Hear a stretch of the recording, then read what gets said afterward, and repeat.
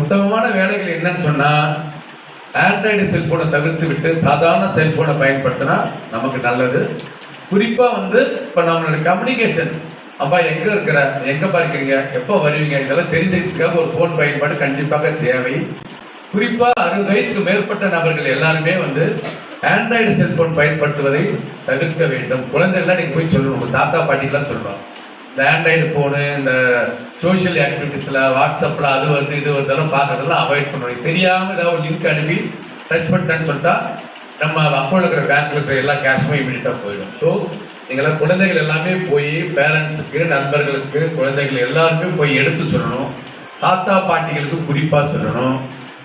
Cellphone பயன்பாடு எப்படி பயன்படுத்தணும், செக்யூரிட்டியாக எப்படி பயன்படுத்தலான்னு சொல்லணும். பொய்யா போன்ல கேட்கக்கூடிய எந்த தகவலுக்கும் நம்மளுடைய டேட்டாஸை சொல்லக்கூடாது.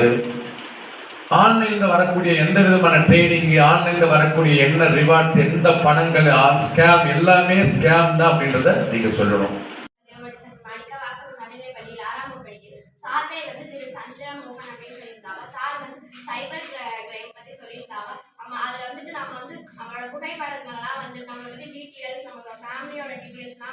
வாட்ஸ்அப்ல, ஃபேஸ்புக்ல அதெல்லாம் இன்ஸ்டாலாம் வைக்கக்கூடாது அப்படின்னு சொல்லியிருந்தாங்க. அதுக்கப்புறம் நம்ம நம்ம பண்ண சின்ன தப்பாலதான் பெரிய தப்பெல்லாம் நடக்குது அப்படின்னு சொல்லியிருந்தாங்க.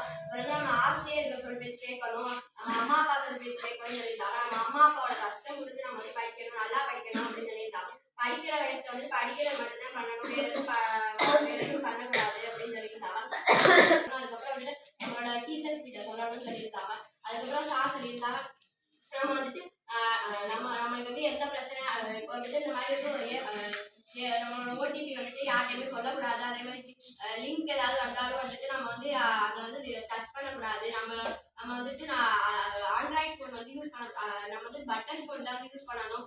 முடிஞ்சாலும் ஃபோன் பார்க்கறது தவிர்க்கணும் அப்படின்னு சொல்லியிருந்தாங்க. நம்மளோட வயசானவங்களுக்குலாம் டச் ஃபோன் வாங்கி கொடுக்க கூடாது.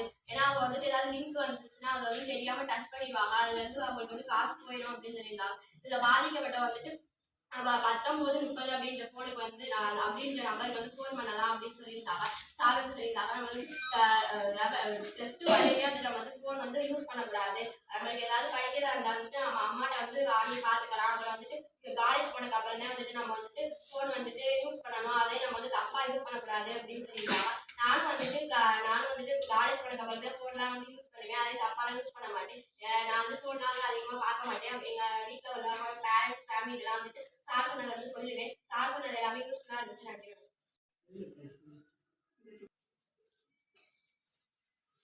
நன்றி.